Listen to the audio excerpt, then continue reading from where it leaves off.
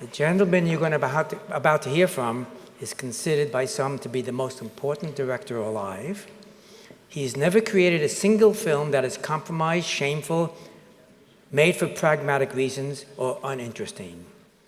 He's created documentaries about vampires, grizzlies, the internet. Why did I mix those three? He's going to be acting in a streaming version of Star Wars, a spin-off called Mandalorian. Ladies and gentlemen, Werner Herzog, please. Thank you. Thank you. Thank you, Leonard Kleinrock, for allowing me to film in the inner sanctum where the internet actually physically started here on the campus. I'm still fascinated about the glories of the internet. For example, that video gamers, 1 million of them or so, collectively solved a puzzle that supercomputers couldn't solve about the structure of an enzyme, which has been very important for basic research into cancer and AIDS. At the same time, I'm worried and deeply disturbed about, for example, knowing a young girl, 15 or 16, who sends out 2,200 SMSs by day, emails, most of the time just emojis or smileys, but a tragic life that doesn't live a real life anymore. So the internet has its ambivalence, and you have heard a lot of this today. For me, the most puzzling of all questions remains my so-called von Clausewitz question. The famous war historian von Clausewitz, Prussian, Napoleonic times, famously once asked in his main work on war, does war dream of itself? He thought that war sometimes dreams of itself. And as an analogy to this question, I asked scientists who are working on the internet, does the internet dream of itself? And it's a very puzzling thing, because it has to do with memory. How does memory function, and how do we self-deceive us in memory, because it is a benign gift of nature to modify, to invent our own memories, to bypass the ugliness, the banality, and the humiliations of daily life. So we do invent ourselves. We do invent ourselves on Facebook and other social media. And it turned out that after I posed this question in my film, I got several mails that told me von Clausewitz apparently never said that. So I must have made it up, and I tried to scrutinize my memory. Sometime on the way, a few decades ago, I probably invented it and forgot about it and incorporated it as a factual truthful question of von Clausewitz. So my von Clausewitz question is deep but dubious. And it is a similar way how we shape history. History is never anything that is objective. It is a figment of mythology, of perspectives, of ideologies. It doesn't exist per se.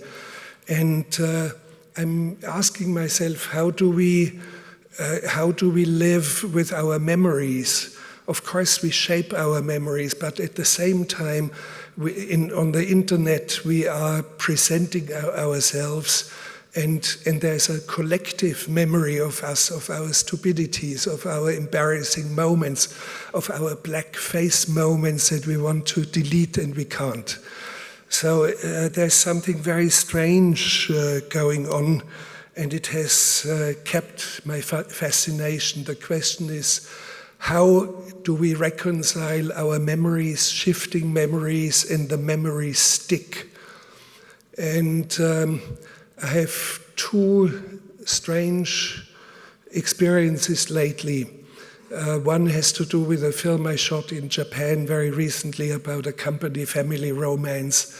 that rents out actors and agents who play missing family members or friends. If you are solitary and you want to have a friend, you can meet a friend for an afternoon.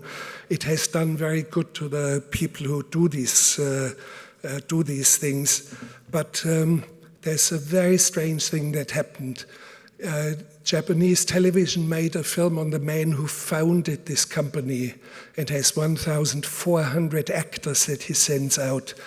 And he was interviewed, and also one of the clients was interviewed, a solitary man who rented a friend. The film was aired, and immediately on the internet it started to circulate.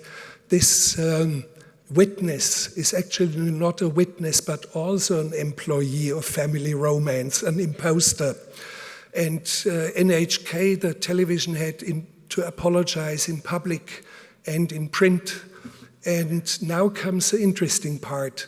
The man who triggered the imposter says, a real client trying to save his face and trying to save embarrassment about the depth of his solitude would probably have lied.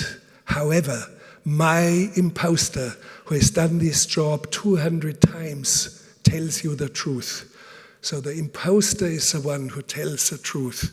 And that's very, very puzzling. And we are talking about fake news, which has been around since the dawn of time. We know that Egyptian pharaohs describe a battle as victorious, and we know against the Hittites, and we know through a contract that it's a lie. It was an inconclusive battle. And after the death of the Emperor Nero, we have seen various fake Neros appear in northern Greece and in Asia Minor. And we have seen the Potemkin's villages, and we have seen on and on fake news. And in a way, sometimes we have to take a very, very deep and good look at what is happening. And my best of all witnesses and solace in my soul when I'm accused, yes, I change facts in a way that they resemble truth more than reality. Yes, poetry can do that and should do that. And my witness is Michelangelo, who created arguably the most beautiful statue that we have ever seen, the Pietà in the Vatican, Mary holding the dead body of Christ taken from the cross. When you look at the face of Christ, you see the face of a 33-year-old dead man, the face of a tormented man who is dead. And when you look into the face of Mary, when you take a good look, his mother is 17. So long live Michelangelo, who has not deceived us, who has not given us fake news, who has just created something way, way beyond it. Thank you very much.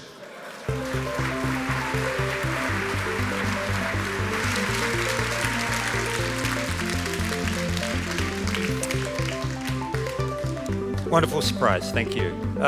So we're going to take one more poll question for now. I want to ask you please to reflect back not only on the last panel, though the theme of this next poll is about future internet technology, but really about everything that you've heard today. So what's the most exciting area of research for future internet technologies?